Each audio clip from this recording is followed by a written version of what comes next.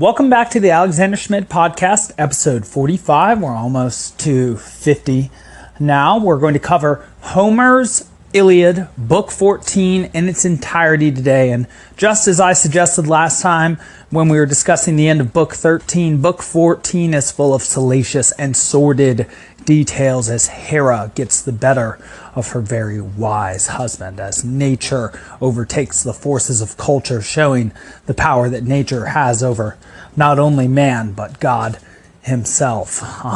And so, let's begin. Nestor hears the fighting and leaves Machaon in his tent to rest. Recall that Machaon had recently been injured, and Nestor in book 11 had carted Machaon off, and that had instigated Achilles to send Patroclus to go see what was happening, knowing that if Machaon, one of the two healers, sons of Asclepius, god of medicine, son himself of Apollo, Podalirius and Machaon, if one of them were injured, then surely the Achaeans were in dire straits. And recall also that Nestor made a plea to Patroclus there, appealing to his father's words to him, that he recalls that he be good counsel to Achilles, who must be preeminent in battle, that Patroclus, in order to stir the Achaeans and keep their ships from burning that very night, must prevail upon Achilles to give him his armor and to fight in his stead, which would be a major boon for the Achaeans.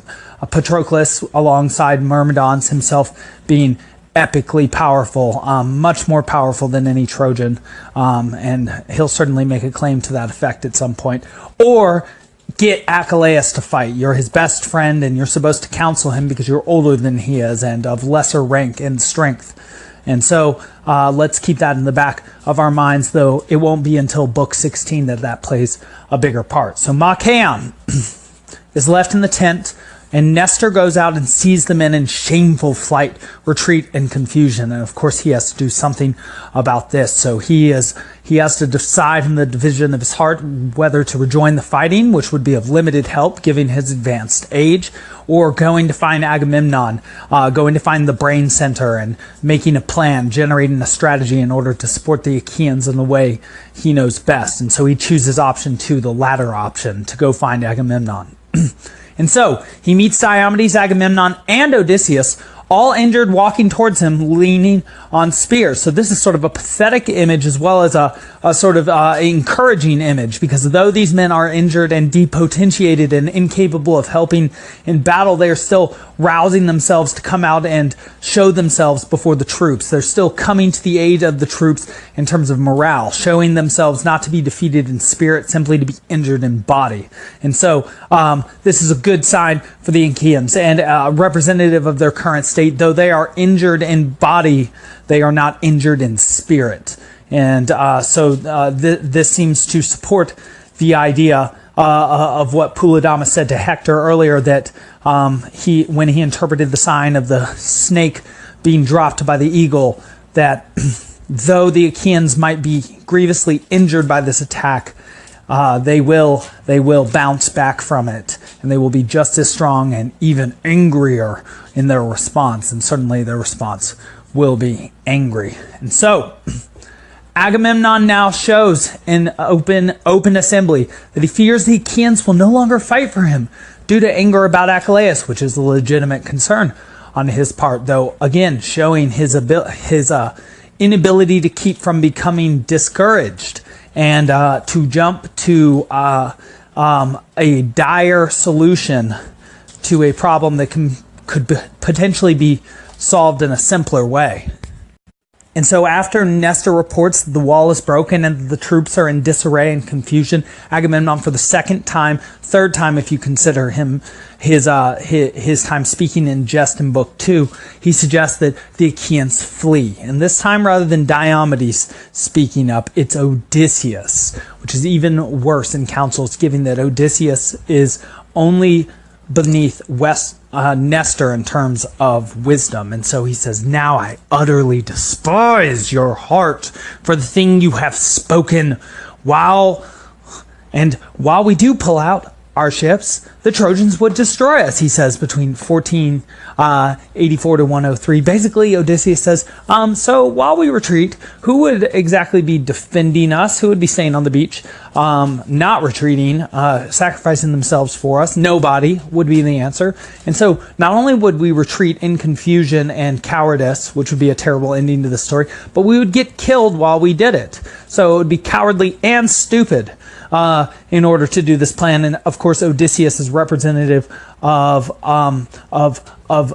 ability and the ability to adapt to situations in the best possible way. Would of course hate the worst possible plan, which would result in loss of legendary status as well as loss of life.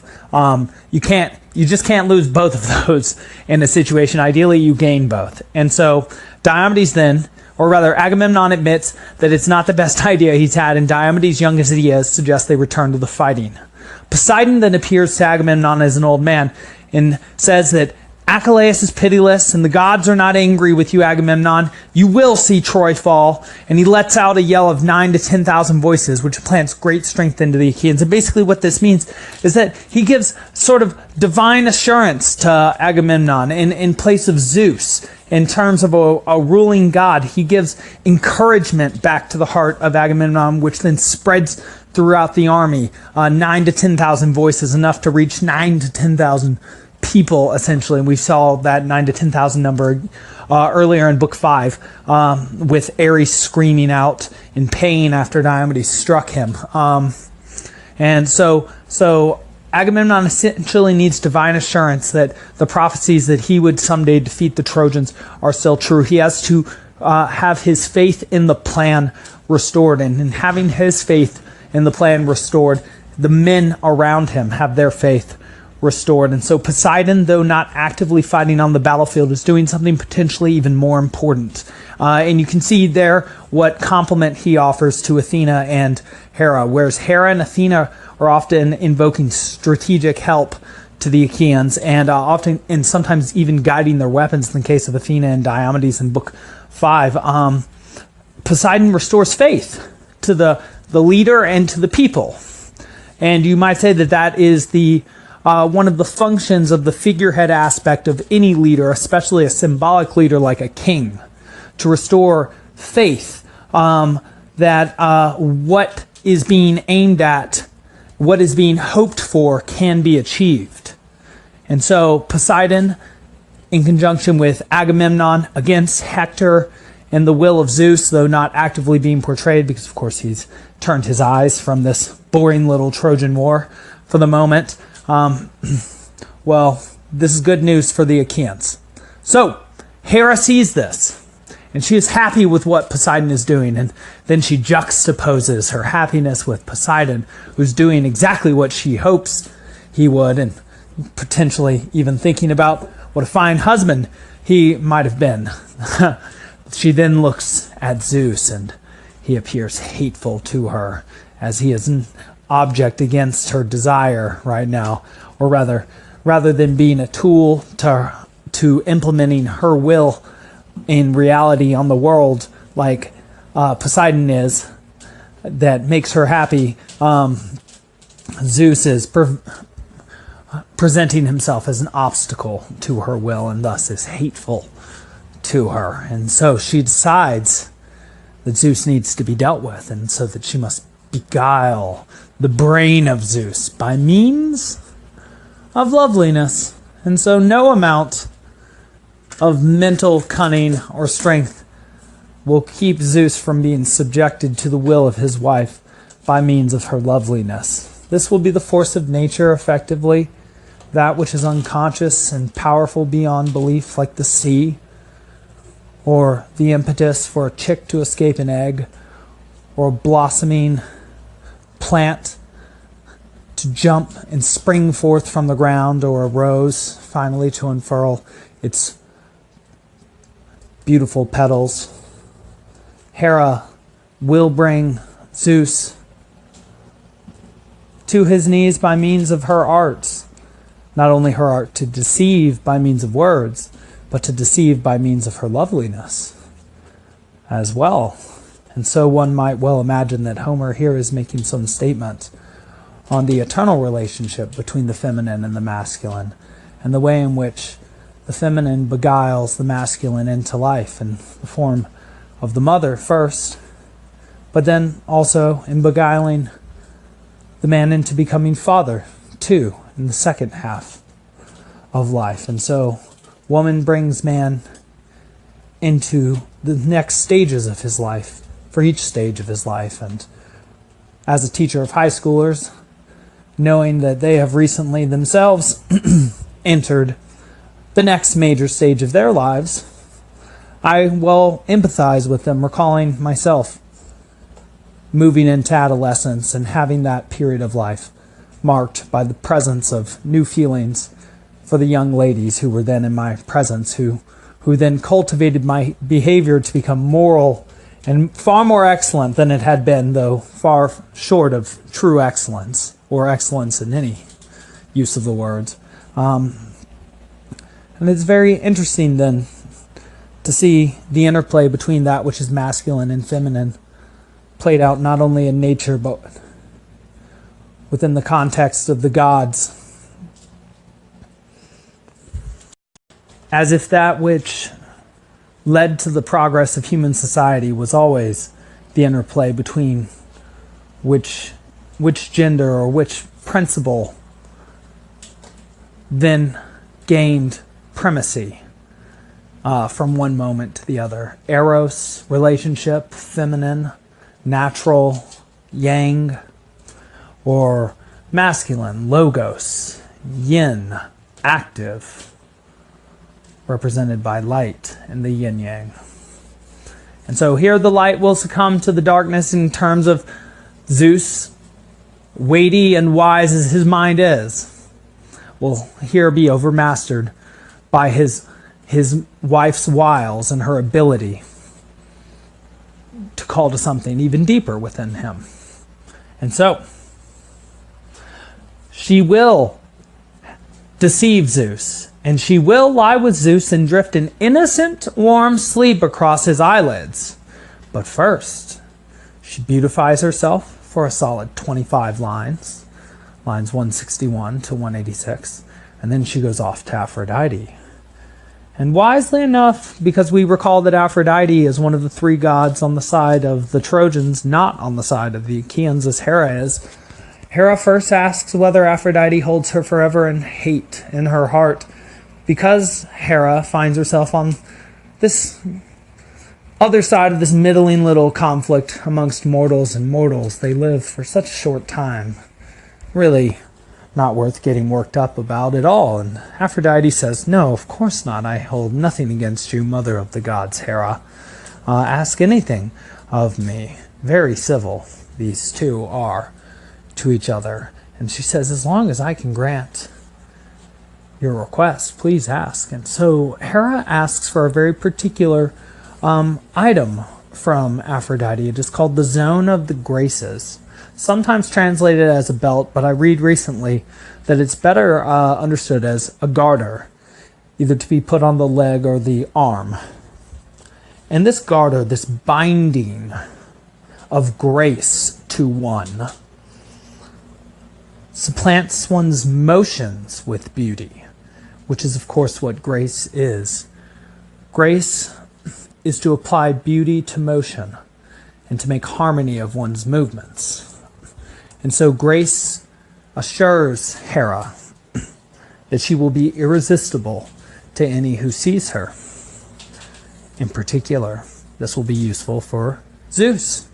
But first, Hera has got to tell Aphrodite why it is that she needs this zone. Because if she just says blandly, "I need it in order to cast sleep upon Zeus so that I can help to further the destruction of the Trojans whom you love and have a son fighting for," Aphrodite, you might imagine that Aphrodite would say, "Go straight down to your brother, my uncle Hades, and spend some time there, staring at Tartarus, which is even further below. Supposedly, just as far below Earth as Hades is, so is Tartarus below Hades. And so, just as far as the gods are above earth, it seems, so are the gods in Tartarus below. And so Hera comes up with a clever lie, and a lie very much believable in terms of the fact that it's very particular to her. So in Homer here, and this is a small change, rather than the two primordial gods who brought about the Titans being Uranus, heaven, and Gaia, also known as Gay, earth, they are here Okeanos, ocean, the river ocean, which surrounds all the flat disk of the earth, and Tethys.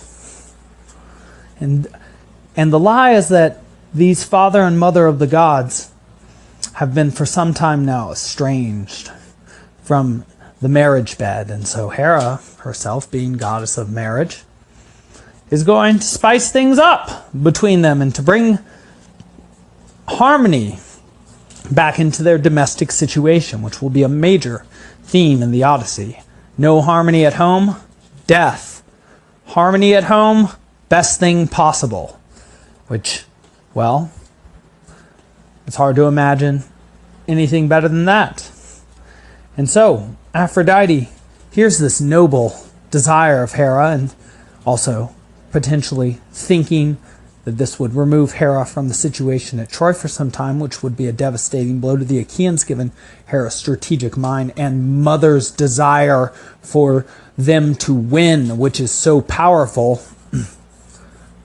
I should say mother-like desire for them to win. When Hera wants to be on your side, she applies all her trickery and cunning to the execution of her and your will. And well, this will be a perfect example of that. So Aphrodite blandly and blithely agrees to give the zone. Take this, and I think whatever is in your heart be accomplished. Line 221.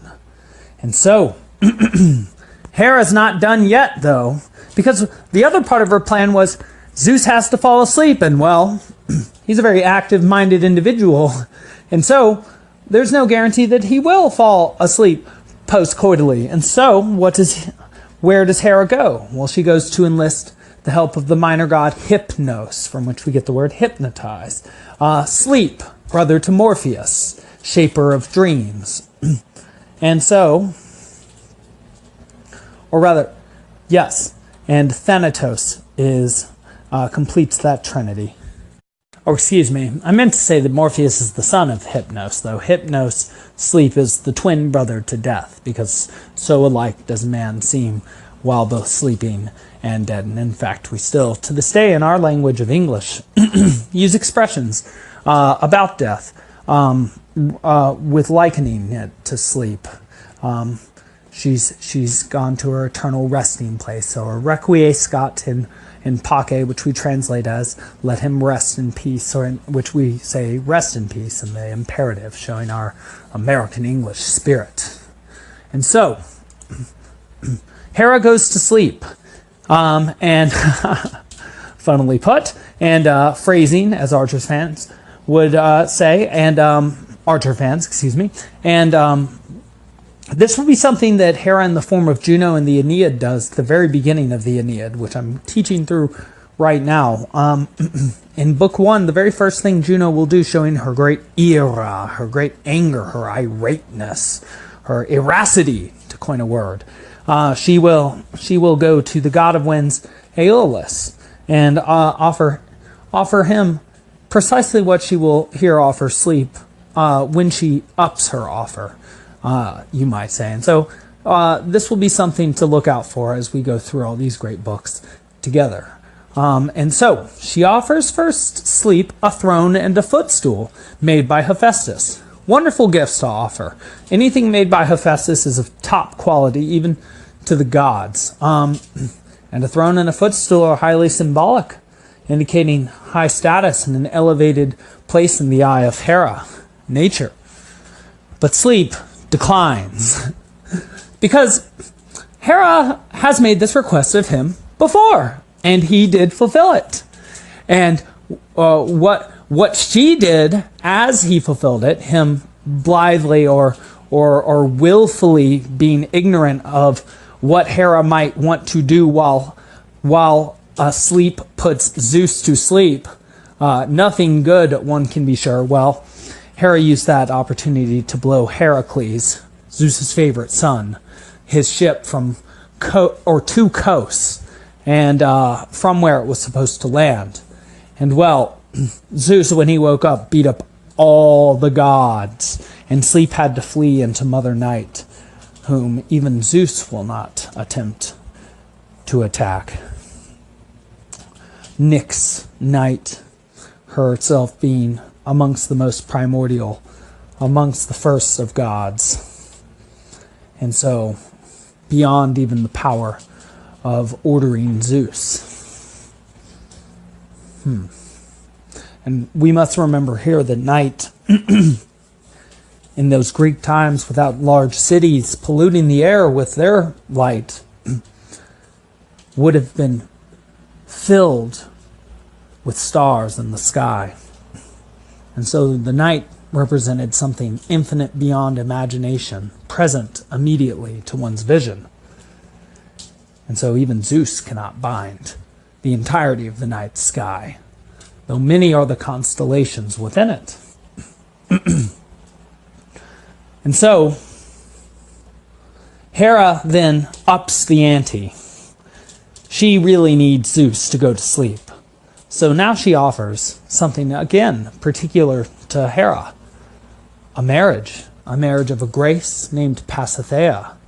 And sleep is very much quick to accept her offer here. And he has Hera swear on the river Styx, which is the holiest of oaths between the gods.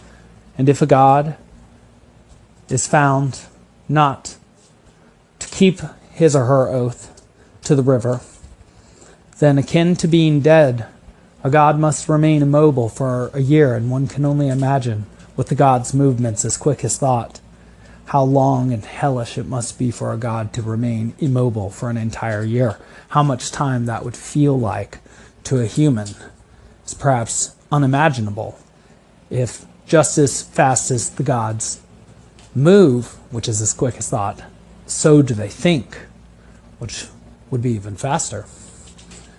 And so, sleep then turns into a bird and goes to hide in a pine tree. So, Hera's got her plan set. She has the zone of the graces in order to make herself irresistible. She has an alibi to give to Zeus when she sees him, to say why she's leaving, going to see Okeanos and Tethys. She has sleep in position for after she lays with Zeus in order to ensure that he sleeps so that Poseidon can continue to help the Achaeans. Now, all she has to do is execute. And so, this will actually be a little bit harder than you might expect, because Zeus is apparently not so good with the courting in terms of words, which is a bit surprising, given how much practice he's had. And so Hera approaches Zeus on Mount Ida and says, "Oh, honey, I'm going to go see Okeanos and Tethys, and so I'm going to be gone for some time." And Zeus says, No, you don't really need to go. That's not so much a big deal. You may need to stay here with your husband for a bit." And Hera, "Oh, what my?" And so Zeus then attempts to sweet talk, and this is always a fun bit to teach, especially to high school students, because he brings up 7 former lovers with whom each of whom had children from him. And they're all excellent children too. 3 gods and 4, I believe, heroes. So he first describes, "Oh, I'm so inflamed with love for you, even more than any of these 7 women whom I cheated on you with." And so the wife of Ixion, we don't even get her name. He had Perithous with, who was a hero left in Hades during an adventure trying to steal Persephone from him. Accidentally ate food down there.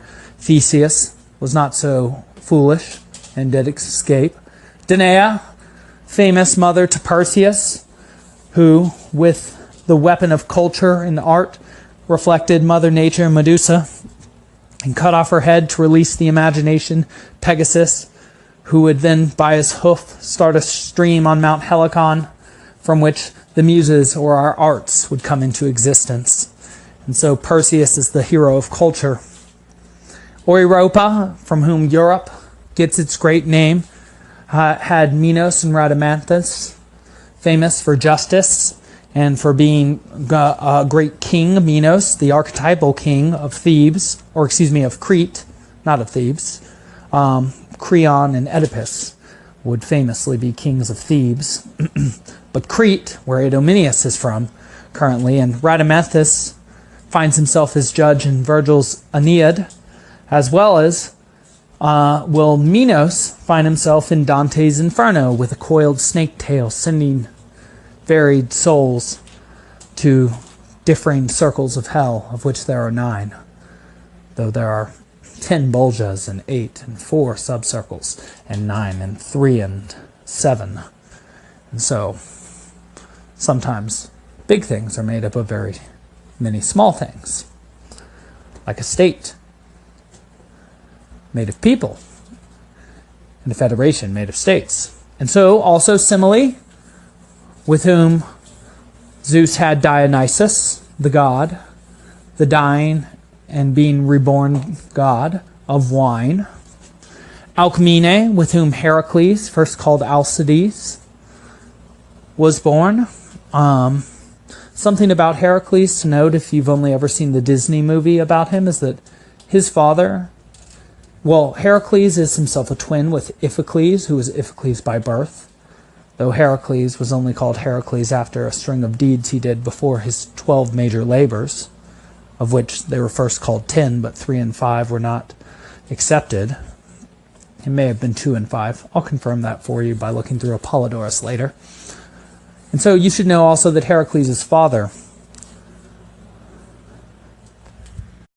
Amphitryon, was himself a great conqueror and rover, and so it makes great sense that his son would be the person that he was. And so Demeter is also mentioned, and she had Persephone, who becomes queen of the underworld after being abducted by Hades while she's picking flowers amongst other young ladies, and is often associated with the ritualistic change from maidenhood to wifehood by a young woman, and how quickly that can happen, and is perhaps meaningfully done by a river. And so also Leto, who has a child, well, 2 children, 2 beautiful ones, the sun and the moon, Apollo and Artemis, Selena, Cynthia, the Berecynthian one, sometimes called. Both of bows, Apollo of the silver bow, and Artemis of the bows, the bow that shoots women dead at childbirth, and also of those who die at night. And so she's also represented by Hecuba, the goddess of witches, and sort of the part of nature that is not understood by man but still has an effect on those. So the admixture, and still has an effect on man and on culture. And so the admixture of nature and the the admixture of the symbol of the unknown with woman equals witch, which can do beguiling and strange things to a person that he may not understand. And so this scene as a whole could be seen as a representative of that. So Zeus, without understanding how it is, will feel the pings of attraction within himself and will be incapable of resisting it. Though his wife consciously uses these forces, it is unclear that she entirely understands the mechanisms by which they are employed as well, suggesting that nature may be even inscrutable to itself and that which represents consciousness or society, as if there's an element to the unknown that plays on all of our lives that even the gods cannot know, which is a beautiful image. And so Hera then says, well, I utterly refuse to risk being humiliated by being seen by any of the gods out here, so come to my house, behind which my doors, which cannot be seen through, we will close. And Zeus says, nah, baby.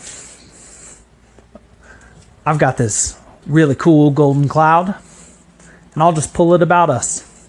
And in fact, as he does, clover and ivy starts to sprout beneath the king and the queen of the gods.